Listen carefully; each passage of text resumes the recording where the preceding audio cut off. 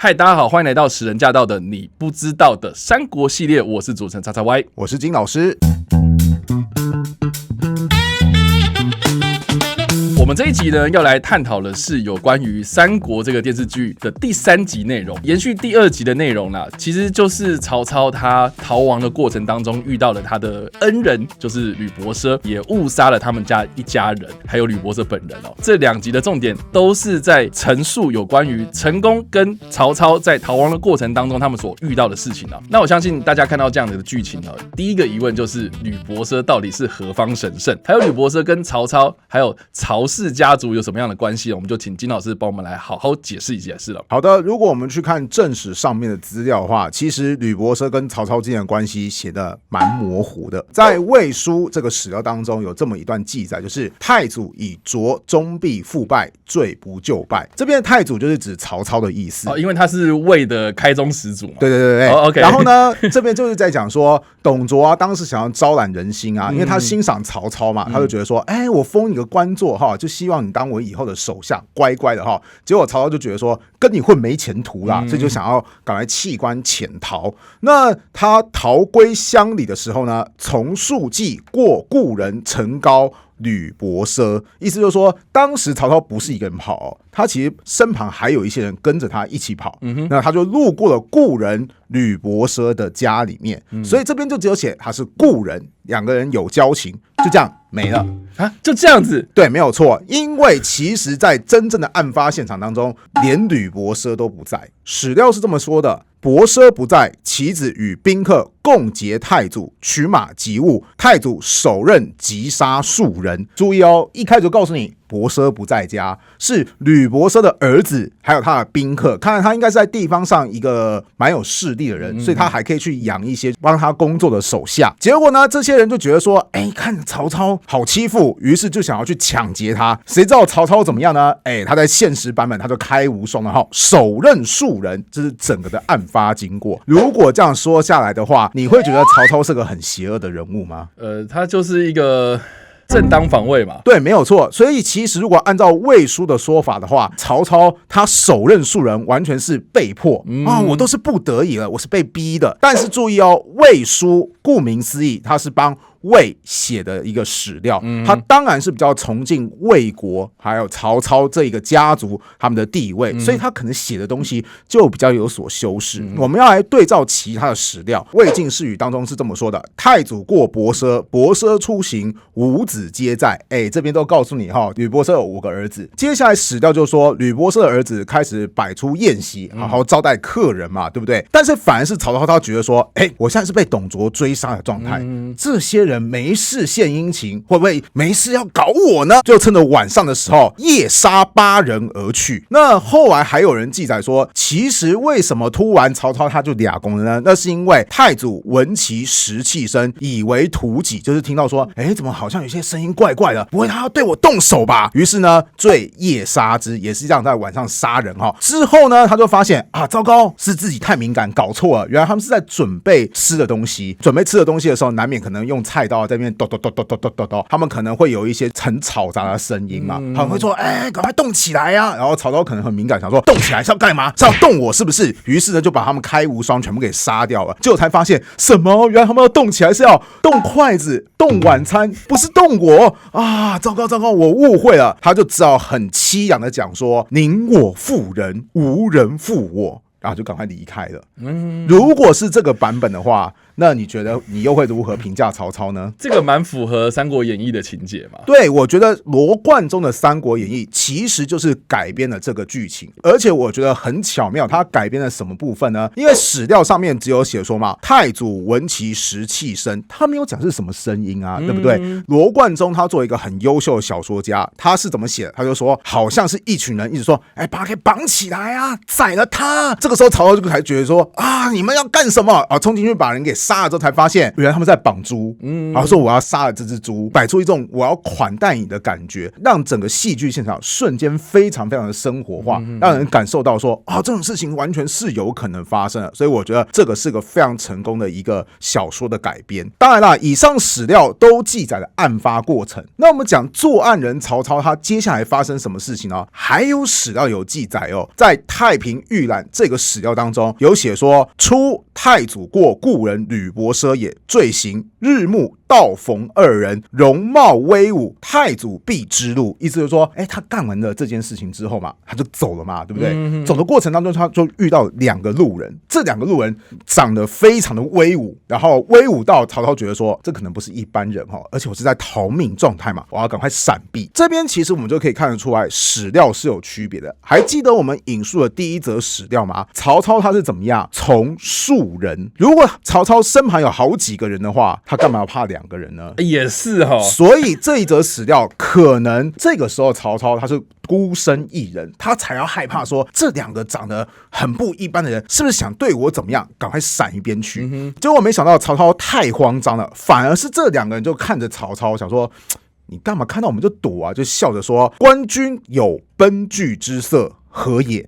你干嘛看到我们就一副做坏事的感觉？你发生什么事情啊？然后这个时候曹操觉得说，好啦，明人面前不要说暗话，他就开始说，我不小心把我故交吕伯奢一家都给杀了。说完之后，曹操做了什么事情呢？解下佩刀给这2个人说，以此表无担心，愿二贤慎勿言。就是我用这把佩刀表达我的决心了送给你们，以后这件事情就不要多说了。你们就当作没看到，赶快走，赶快走。对 OK。所以呢，我们可以看得出来，在这个史料当中，曹操还是一个蛮能屈能伸的人。他遇到危险，他觉得说需要硬起来的时候，他就开无双；他觉得说情况不对劲的时候，他甚至是可以把佩剑，就是他身份地位的象征，直接送给别人，还告诉别人说，我也知道这件事情传出去名声不好听，麻烦你们就帮个忙不要把这件事情给告诉别人。所以其实相比我们在第2则史料当中有提到说，宁我负人，无人负我，曹操是明显有一种罪疚的感觉，就是说这件事情太难听了，太难看了，千万不要让全世界知道。所以我觉得这又是小说的另外一个改编，因为小说嘛，就是有写说成功跟曹操一起逃亡，结果后来2个人发现糟糕，杀错人了。后来半路遇到吕伯奢之后，曹操竟然连吕伯奢都动手，然后成功就很惊慌说，前面是误会你现在干嘛还要再继续追杀别人呢？曹操讲出，宁叫我负天下人，莫叫天下人负我，讲的那是义正言辞，就是说做就做了嘛，对不对？宁愿我对不起别人，别人不可以对不起我啦。历史跟小说还是有差别的，毕竟小说它是故事，它需要有一个主角，他一定是正义的代表。那既然有正义的主角，就一定要有邪恶的对手，而曹操呢，就是罗贯中他所设定的邪恶对手。所以不好意思历史上的曹操，他可能第一个是吕伯奢一家人先对他动手，他正当防卫；第二个，他也有可能是真的误会，可是他杀完之后，他其实非常非常的后悔，要么就是说，这是不得已的在这种危难的关头，宁愿我对不起别人，也不要别人对不起我但是他其实是一个很悲怆的情况下，说完就赶快落跑了，因为见不得人嘛。甚至后来见到别人都觉得说，你千万不要把这件事情给说出去，太难听了所以我们这边就可以看到小说以及戏剧还有历史上曹操不同的形象变化。不过你刚刚提到这个太平御览中间的这个情节，他是最后面把他自己的佩剑送给了这2个硬汉嘛？是。那我觉得这其实可以连接到三国的电视剧或是三国演义里面的情节，就是成功他在晚上的时候害怕曹操会不会未来怎么样，所以原本要打算把曹操杀死嘛，可是后来呢就觉得说好像这件事情我又下不了手，所以就把自己的佩剑插在他的桌子前面，然后他就走了嘛。那在电视剧跟三国演义的小说里面都是在讲说曹操是跟成功一起逃跑，那成功为什么都一直没有出现在史料里面呢？因为其实真实现场当中根本没有成功这个人史实里面没有成功吗？对，在小说或是戏剧当中的描述是曹操为了躲避董卓嘛，所以就一路逃逃亡嘛，结果在路上遇到县令陈宫，被陈宫识破之后，陈宫反而觉得说，这个人是个英雄，所以跟着他，才会触发说陈宫跟着曹操，最后遇到吕伯奢的杀人事件。是。但事实上，《三国志》有记载，当初曹操逃亡的时候，状况是怎么样呢？是写出关过中牟，为亭长所疑，意思是说，他到达中牟这个地方的时候，被当地的里长，亭长就差不多是里长伯这样的角色，就说，你是不是有问题？所以就把他抓到官府当中，后来才被释放。注意，他就写说是被亭长所疑，没有说成功啊。亭长不一定是成功，对啊，成功也不一定是亭长，没错。甚至后来还有另外一个史料叫做世语，是这么写的：周牟一世亡人，见居于县，时传亦已被着书，为公曹兴之是太祖，以事方乱，不宜居天下雄眷，因白令视之。在世语当中的意思是什么呢？就是说，也是一样，到了中牟这个地方，被当地人给认出来说，你是不是逃亡的人？于是呢，就把他给拘到县衙门里面去。然后呢，这个时候其实已经通缉令发出来了，所以其实当时的官府知道说你就是曹操，但他反而没有逮捕曹操，因为他觉得说现在天下大乱，真的遵守朝廷的话去做，难道有什么好处吗？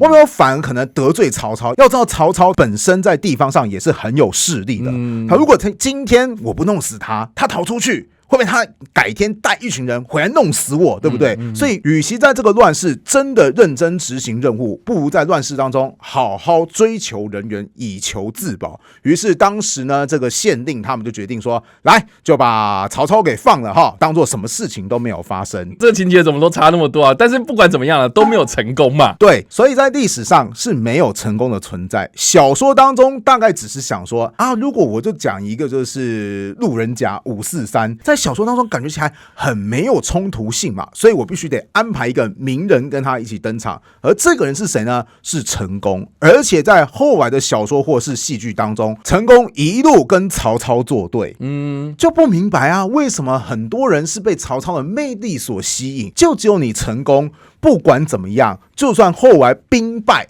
被曹操说你后不后悔啊？陈宫都说我一点都不后悔。为什么就只有你陈宫这么的讨厌曹操？小说在这边就用移花接木的方式，让陈宫看到说，你曹操超级没有人性的，我鄙视你一辈子，为后来的小说情节，或是说为历史情节做出了一个解释。当然了，我还是要说啊，罗贯中毕竟是小说家，他这样写是非常非常高明的，但历史其实完全不是这么一回事。好了，我们说了那么多有关于吕伯奢事件的过程啊，那我还蛮想问金老师，你对曹操经过吕伯奢事件这样一个过程，你对他有什么样的评价？好，我要先说啦，如果是按照最初的版本，也就是吕伯奢的家人先动手，那就没什么话好讲啦。正当防卫嘛。对，我是正当防卫啊，你那个什么说什么我这样子很不仁不义，开什么玩笑？是别人要先对我动刀是啊。那假设是曹操误会杀了吕伯奢一家，我必须得先说哈，当然你以道德来看，这绝对有问题的。是啊，杀人就不对啊。可是你要想想看，我们后面不是有讲吗？中牟县的人，他们会觉得说现在是个乱世。你要知道，连地方官都觉得说现在是乱世。乱世什么意思？就是过往的法律或是秩序这些东西是完全没有办法依靠的。所以你要想想看，曹操他是被董卓一路追杀的情况下，那个心理压力、精神压力一向都很大的情况，那他是不是看到黑影就开炮？当然啦，这是站在曹操他自己的角度，就是啊，我都是为了自保啊，是这个天下形势逼迫我做这件事情了。如果天下太平，我干嘛没事就是路过别人家还要怀疑别人要对我动手动脚呢？对不对？是啊。可是啊，这个就是历史迷人的地方，你当然还是可以站在一个道德的角度，就说，你怎么可以这样子呢？你宁愿自己受伤害，也不可以这样子先猜测别人要对你动手动脚的，对不对？你当然可以有这样的想法，这是没有问题的，因为以道德上来讲，完全说得过去。那如果你要以利己主义者，就是在这个乱世当中，我先保存好我自己，那至于什么道德，我已经顾不了了，反正这个世界上也已经不讲道德了，我觉得也说得通。所以对我来讲，我完全可以同理曹操的感受，但我不希望当曹操的朋友，因为我不希望有一天我要跟曹操说阿蛮来家里面吃饭啊，突然下一步回家就发现我全家被杀光光了。三国这个乱世，我们后来的人读了会很有魅力，可是在当时人只会觉得说，真是一个想要赶快过去的混乱时代。好的，所以以上的这个就是我们这集的内容啊。我们介绍了有关于吕伯奢事件，还有曹操跟吕伯奢之间的关系，也多多少少带到了有关于成功这个人到底是何方神圣啊。那不知道大家怎么想呢？欢迎在留言区留言，我们来跟你做互动跟讨论。如果喜欢我们这个频道还有我们的节目内容的话，也不用来按赞追踪，开启小铃铛，才不会错过我们任何的更新内容喽。你不知道的三国，我们下次再见，大家拜拜，拜拜。